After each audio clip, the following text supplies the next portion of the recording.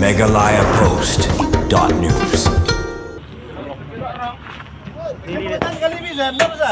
Uway driver jang kawai ketrok ulaklat no Asian kepada hadian bagate ketrok kebaunya kelak-kelah keserok National Highway 6 Hariboy District hagi benta jang keserok Sening bypass kalong ru ke bawah lingo bagate ketrok kebakit ia kinyut bagi jabo kawan Guwahati bakatemu balit penhap Syarilum Jantia bat kini ki kamkit ia kita gi jabo balwan penhap Syamegelia kelapau hadian bagate ketrok kelak-kelah hagate keserok ba Sening bypass uni driver ulaklat no hagate jingjal atip kerteng kemu Downy Dekar basa Madur is Jantia Hills bat unong bot balak mesau latip kerteng kemu Erection Square na Umulong West Jantia Hills kemalayo jingtip laong bagani gijingja kala ja mentaka singi ha kepor RBJA no phai singi ha ke ba ketik ketrok kitnyut ke badan yu number kali AS North Iway RC North Riu Iway Lai kadangwan na Guwahati banlet Syarilum Jantia bat kani gijingja bosongsi kala ja hadien balak poi ha ketik jaka kebadai na gejing penher state iketrok ke bala ringkang ya gejing kiar ke serok balik kelapat syakawai ke serok la angru boyutai driver bala khat no la penkit no sya civil hospital nongpo wan pendep ke postmortem bat utai pat unong bot bala mesau lara no sya CHC Sening banyo ya gejing sumar na keleng gi pulit ke Sening police station hadi melayo jingtip kila lej marmar sya ketek jaka ban sei no yu driver bala sakut na gejing ban ketrok bakala bat ru ban pelong ya gejing tokit ke bau benia halor kani gejing ja